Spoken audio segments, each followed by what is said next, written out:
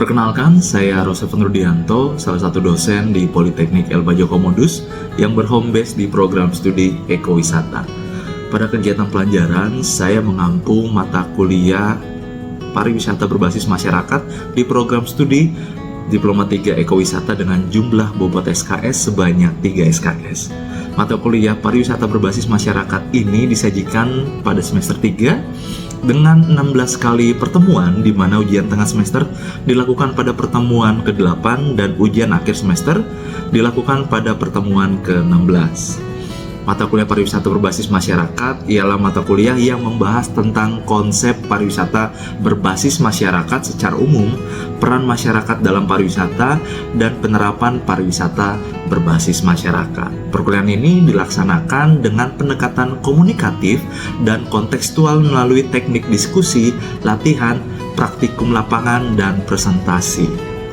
Materi pembelajaran pada mata kuliah ini antara lain definisi dan konsep pariwisata berbasis masyarakat, perkembangan pariwisata berbasis masyarakat, peran masyarakat dalam pengembangan destinasi wisata, produk pariwisata berbasis masyarakat, pengertian desa wisata, dan bentuk-bentuk potensi alam, budaya, potensi buatan dalam desa wisata.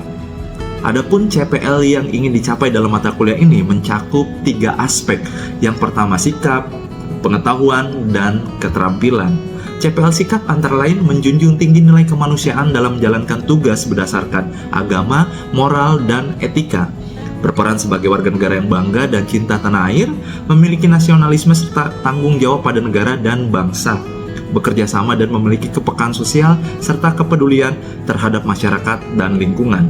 Menunjukkan sikap bertanggung jawab atas pekerjaan di bidang keahliannya secara mandiri, berkontribusi dalam mewujudkan Sustainable Development Goals, menginternalisasi nilai, norma, dan etika profesi, memiliki kepercayaan diri dalam berkomunikasi dengan orang lain.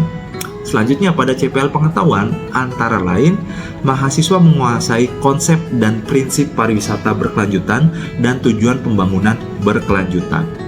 Mahasiswa menguasai konsep umum, metode, teknik, prinsip, dan cara penggunaan berpikir kritis dalam kemampuan menganalisis permasalahan pada konteks yang tepat dengan lingkup kedalaman dan keluasan yang tepat, mengintegrasikan informasi dari berbagai sumber atau domain pengetahuan yang berbeda untuk pemahaman yang lebih komprehensif atau solusi yang baru, mempertimbangkan konsekuensi jangka panjang dari keputusan mereka, melakukan komunikasi secara kritis dengan pemikiran, argumentasi, dan ide-ide dengan jelas, terstruktur, persuasif, serta mendengarkan dengan baik untuk memahami sudut pandang orang lain. Mahasiswa menguasai konsep umum, metode, teknik, prinsip pengelolaan sampah secara berkelanjutan pada destinasi wisata terkait 3R, reduce, reuse, dan recycle. Kemudian pada CPL keterampilan, yaitu mahasiswa mampu bekerja sama, berkomunikasi, dan berinovatif dalam pekerjaannya.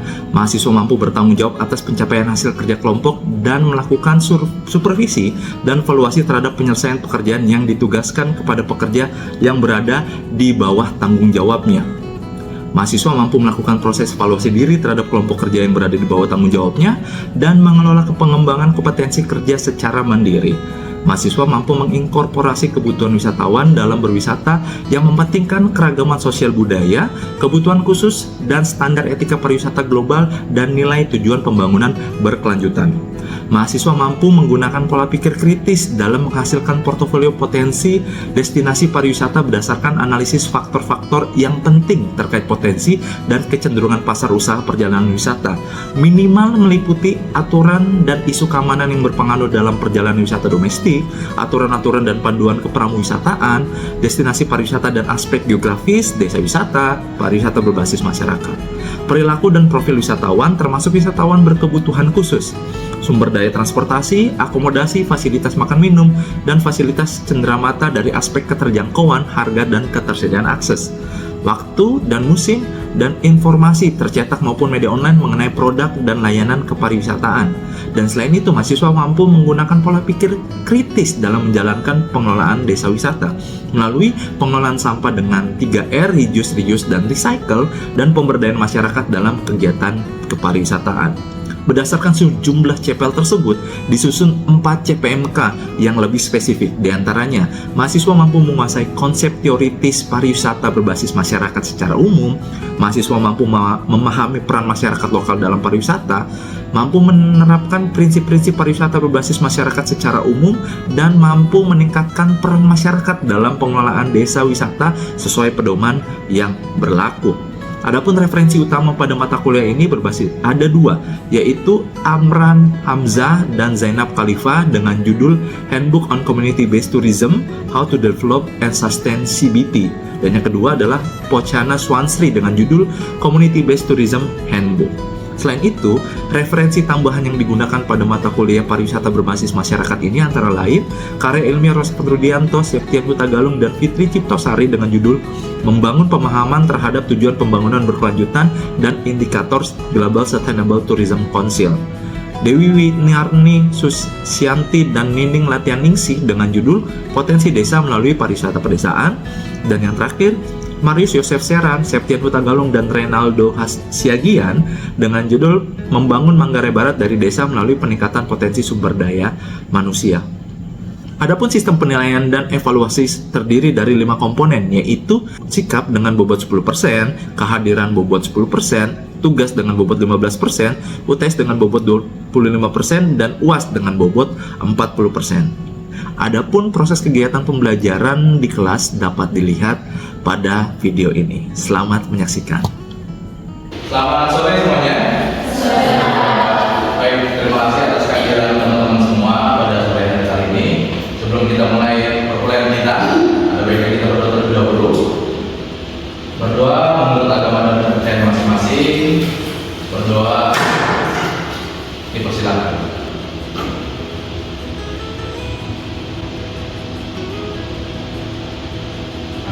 Pada semester ini saya akan mengampu mata kuliah yang berjudul pariwisata berbasis masyarakat. Nah, kita akan melihat apa sih konsep pariwisata berbasis masyarakat ini, dan teman-teman diharapkan pada akhir semester ini akan mengetahui apa yang dimaksud dengan pariwisata berbasis masyarakat, konsep-konsepnya seperti apa, dan pelaksanaannya seperti apa tentang konsep pariwisata berbasis masyarakat. Oke, nah, kita akan membahas tentang bagaimana awal mula perkembangan pariwisata berbasis masyarakat, lalu kemudian definisi pariwisata berbasis masyarakat, prinsip pariwisata berbasis masyarakat, dan elemen pariwisata berbasis masyarakat. 4 hal ini yang akan kita bahas dalam pertemuan kita pada sore hari ini. Yang kita langsung masuk saja ke materi yang pertama, awal mula pariwisata berbasis masyarakat. Perkembangan pariwisata berbasis masyarakat ini, teman-teman semuanya, tidak lepas dari yang namanya perkembangan industri pariwisata. Ya, jadi pada yang kita tahu, industri pariwisata pada awalnya itu tidak memberikan perhatian terhadap pelestarian lingkungan. Makanya ada konsep pariwisata massal, ya toh. Nah, pariwisata massal ini cirinya dia tidak memperhatikan tentang pelestarian lingkungan. Yang penting industrinya banyak yang terlibat, banyak kunjungan wisatawan. Jadi dia massal. Oleh karena itu cirinya juga jumlah wisatawan tidak terbatas. Tidak ada pengaturan jumlah wisatawan yang boleh datang. Dan terakhir ini dia, minimnya keterlibatan masyarakat lokal. Masyarakat lokal terkadang hanya menjadi penonton dalam konsep pariwisata massal. Mereka tidak terlibat secara aktif dalam pariwisata massal.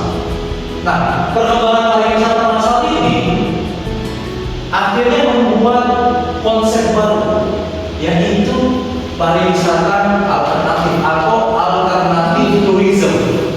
Ya, kalau pariwisata massal, terminologi yang bisa dipakai nanti adalah mass tourism. Ini adalah alternatif tourism. Apa sih alternatif tourism? Seperti judulnya, alternatif berarti pilihan lain, opsi lain. Ya, opsi dari apa? Pilihan lain dari apa? Pilihan lain dari konsep pariwisata massal.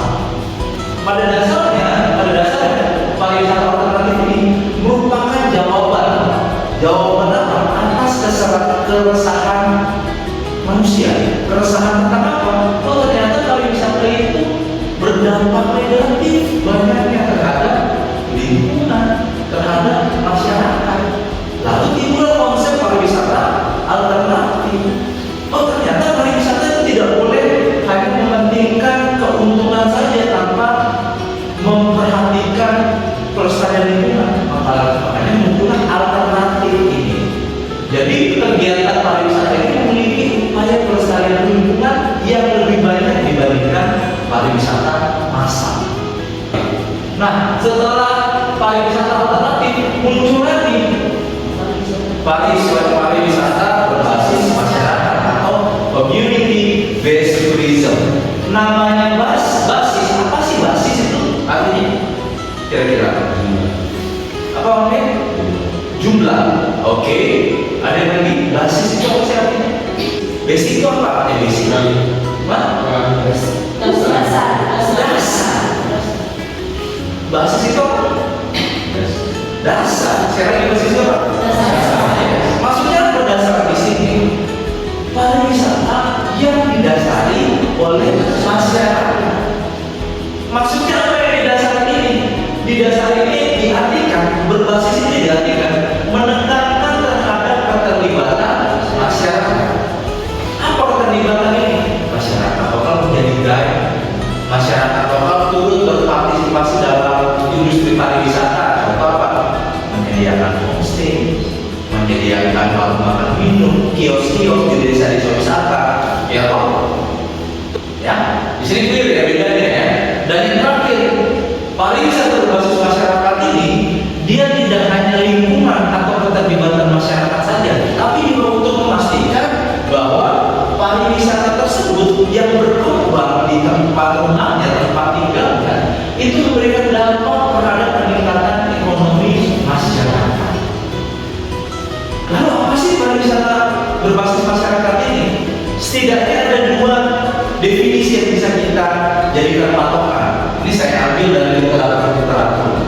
Ya, jadi pariwisata berbasis masyarakat atau community based tourism merupakan alat pengembangan masyarakat yang memperkuat kemampuan masyarakat pedesaan atau dikatakan dalam bahasa Inggris adalah rural atau villages. Ya, untuk mengelola sumber daya pariwisata. Apa maksudnya sumber daya pariwisata? Potensinya. Potensi apa? Ada potensi wisata. Apa aja? Potensi wisata bisa dibagi menjadi 2 jenis atau 3 jenis. Potensi wisata A, sama wisata. Jadi inilah sumber daya pariwisata. Ya, sekaligus jangan lupa, sekaligus memastikan partisipasi masyarakat setempat dalam perkembangan pariwisata di tempat tinggalnya. Jadi tidak hanya mengelola, tapi mereka harus berpartisipasi dalam perkembangannya. Sehingga pariwisata berbasis masyarakat pada dasarnya tidak ingin masyarakat lokal menjadi penonton dalam perkembangan pariwisata di desanya atau di tempat tinggal. CBT adalah pariwisata yang mempertimbangkan keberlanjutan lingkungan, sosial, dan budaya. Jangan lupa 3 aspek pariwisata berkelanjutan. Sustainable tourism ada 3. Apa aja? Lingkungan, yes. Jadi ada 3. Dan itu teman-teman yang lupa, itu adalah 3 aspek yang harus diperhatikan dalam pengembangan pariwisata berkelanjutan. Pariwisata ini dikelola dan dimiliki oleh masyarakat untuk masyarakat dengan tujuan memungkinkan pengunjung untuk meningkatkan kesadaran dan belajar tentang masyarakat dan cara hidup setempat. Kita bisa lihat contohnya apa? Masyarakat datang ke sana, mereka menikmati alamnya, ya toh? Mereka habis itu apa? Melihat bagaimana sih masyarakat itu, bagaimana sih mereka memetik kopi, ya enggak? Bagaimana sih mereka dengan cara sendiri? Ini kan pakai ke Welos, atau misalnya ke Melo, Beliling, tarian adat, tarian caci disampaikan. Begitu. Jadi tidak hanya masalah lingkungan, tapi sosial budaya. Lalu siapa yang akan melakukannya? Siapa yang akan bisa kita katakan yang menunjukkan kebudayaan? Tidak mungkin orang lain. Siapa? Masyarakat itu sendiri. Oleh karena itu dikelola dan dimiliki oleh masyarakat dengan tujuan apa? Meningkatkan kesadaran budaya. Masyarakat jadi tahu, pengunjung jadi tahu, wisatawan tari caci itu seperti apa sih. Terus filosofi kebudayaan lokal, kebudayaan Manggarai, itu kan hal-hal yang nanti pemandu wisata bisa memberikan informasi tersebut kepada wisatawan. Filosofinya apa sih caci itu? Apa sih apa sih cina itu kan ada artinya. Bagaimana ada orang yang mengukur, ada orang yang menanam, kan ada filosofinya. Belum lagi rambut aku, ya toh, yang bisa kasih tahu siapa? Ya orang masyarakat. Disitulah keterlibatan masyarakat lokal. Interaksi antara wisatawan dengan masyarakat lokal itu tinggi. Jadi wisatawan tidak hanya datang ke sebuah daerah menikmati pemandangan alam lalu tidak. Itu bukan konsep pariwisata berbasis masyarakat.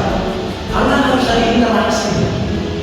Nah, ini dia prinsip pariwisata berbasis masyarakat. Yang pertama, ini menurut Swanfried mengakui, mendukung dan mempromosikan kepemilikan masyarakat atas pariwisata dari masyarakat oleh masyarakat. Kemudian melibatkan anggota masyarakat sejak awal dalam setiap aspek dari perencanaan. Misalnya Pak, Darwis, ya toh, sanggar, bisa jadi. Oh, kita mau mengembangkan apa nih desa kita? Kita punya air terjunnya mau diapain nih? Kita melibatkan diri dari apa? Nanti ada disusun di situ. Oh, air terjun kita ternyata trekkingnya cukup ekstrim. Kita bisa nggak cari trek lain, jalur lain? Kan biasanya seperti itu toh. Oh, sudah. Oh, ternyata masih terjadi. Bisa nggak kita kasih sistem mitigasi? Misalnya sistem kepenahan alih, kayak gitu toh. Kemudian mempromosikan kebanggaan atau kekayaan masyarakat. Apa ini? Kebanggaan atau kekayaan. Contoh misalnya tari caci. Kalau pariwisata berbasis masyarakat, apa hal positif masyarakat itu yang ditunjukkan sehingga masyarakat tahu, oh ternyata masyarakat lokal ini memiliki keunikan. Meningkatkan kualitas hidup. Maksudnya meningkatkan kualitas hidup apa? Ya itu dia. Ada pendapatan lebih. Masyarakat petani misalnya di desa Kabupaten Manggarai banyak petani. Oh mereka ternyata ada air terjun. Kan tidak setiap hari ke kebun kan? Ya, ada masa-masa yang tidak lama. Mereka tidak sampingan. Mau tidak mau ada penghasilan tambahan. Inilah meningkatkan kualitas hidup. Terus kemudian memastikan keberlanjutan lingkungan. Yang namanya pariwisata berbasis masyarakat, memang dia memberikan fokus terhadap keterlibatan masyarakat. Tapi kalau kegiatan wisatanya merugikan atau merusak lingkungan, maka tidak bisa dikatakan sebagai pariwisata berbasis masyarakat. Melestarikan karakter dan budaya daerah setempat. Ada ritus-ritus, bagaimana jompang, ya toh, kenduri, ya toh, gitu. Terus apa lagi? Penting, ya kan? Itu kan unik. Gak semua daerah ada, atau bentuknya berbeda-beda, gitu kan? Terus mendorong terciptanya pembelajaran lintas budaya. Apa pembelajaran lintas budaya? Misalnya, gitu ya. Jadi kita sama-sama belajar di sini. Terus kemudian menghormati perbedaan budaya dan martabat manusia. Oh jangan sampai nanti gara-gara dari kota yang dikunjungi desa wisata, oh saya anak kota, saya merasa lebih baik. Ini budaya kita. Mari kita berbasis masyarakat ini kan menghormati perbedaan budaya. Gak mungkin oh budaya A lebih baik dibandingkan budaya B. Tidak. Saling menghargai, belajar menghormati budaya A, budaya B. Oke? Kemudian mendistribusikan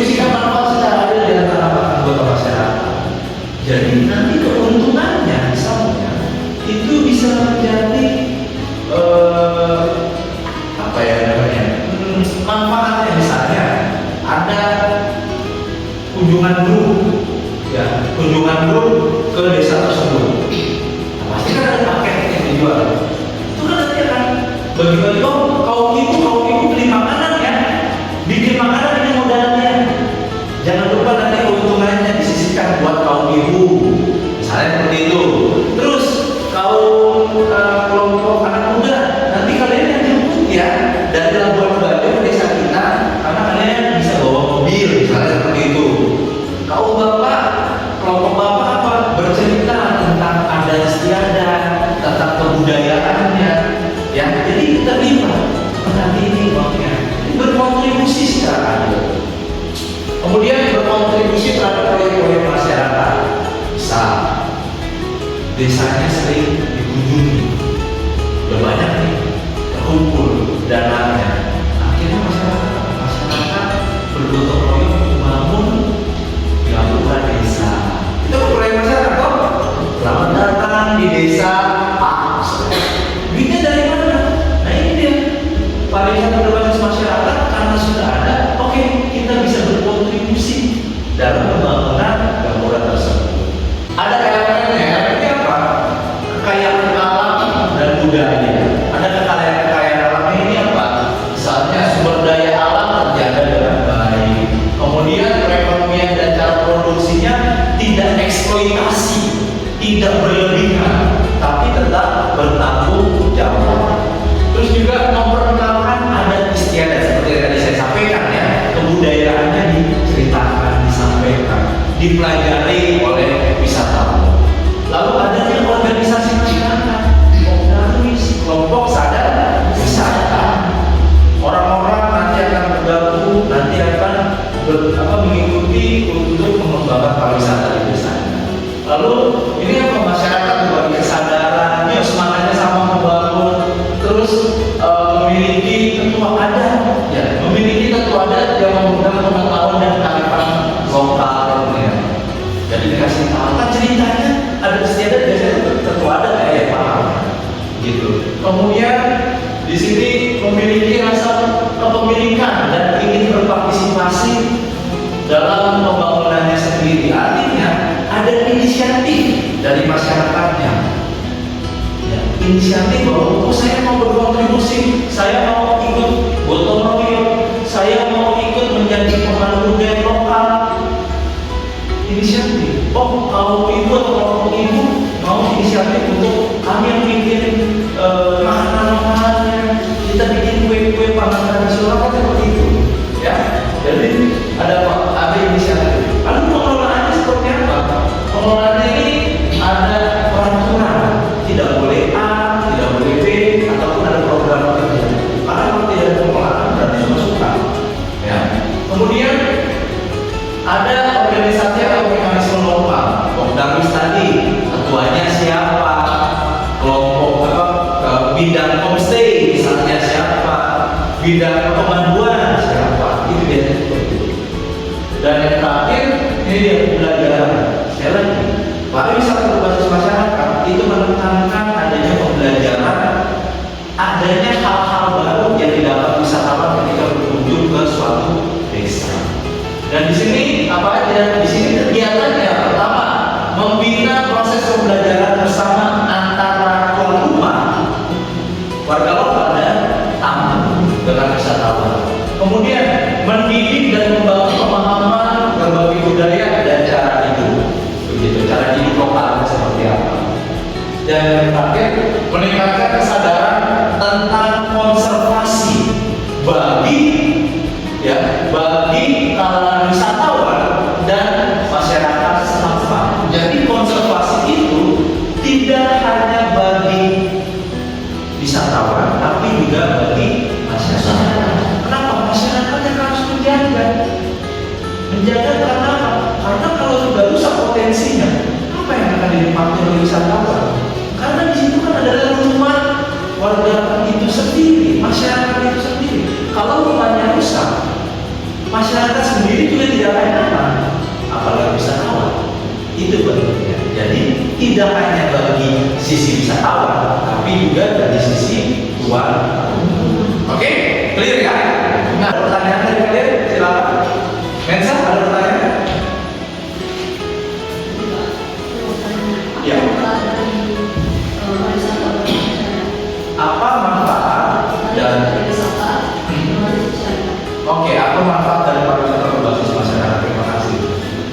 Pertanyaan yang menarik, pariwisata berbasis masyarakat itu manfaatnya pastinya sasarannya adalah masyarakat itu sendiri. Masyarakat itu sendiri harus apa? Masyarakat akan menjadi mengerti tentang pengelolaan pariwisata di rumahnya. Mau nggak mau, masyarakat terlibat secara aktif. Terlibat secara aktif artinya apa? Dia akan ikut pelatihan, dia akan mendapatkan pengetahuan tentang pariwisata, dan tentunya juga dia bisa mendapatkan keuntungan finansial. Coba kita quiz, post-test, masuk ke joinmyquiz.com. Ini kodenya, teman-teman semua. Masukkan nama lengkap ya, nama lengkap. Masukkan nama lengkap. Kodenya 0711927.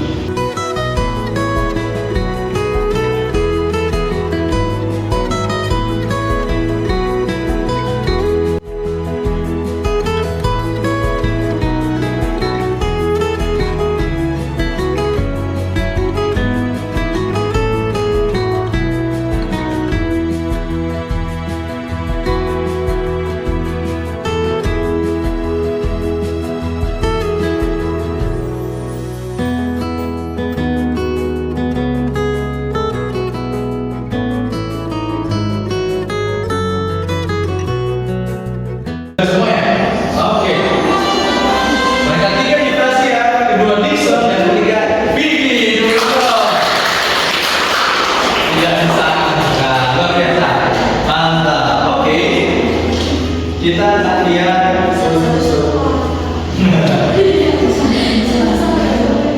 pertanyaannya. Mana data berikut yang bukan ciri pariwisata massal? Yaitu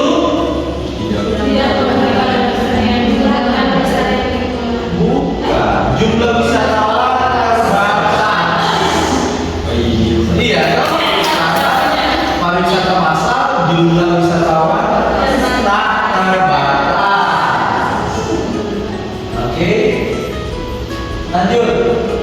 Ciri yang berikut ini ciri pariwisata berbasis masyarakat, kecuali tidak memperdulikan pelestarian lingkungan. Next, mana di antara berikut ini yang merupakan prinsip pariwisata berbasis masyarakat? Yes, good. Memastikan pariwisata berdampak terhadap peningkatan ekonomi masyarakat. Yes. Next, mana di antara berikut yang bukan elemen PBN? Ya, ada kekayaan alam dan budaya, organisasi masyarakat, pembelajaran dan ya toh? Dan yang terakhir, mana yang bukan kegiatan pariwisata berbasis masyarakat dalam komponen pembelajaran? Yes.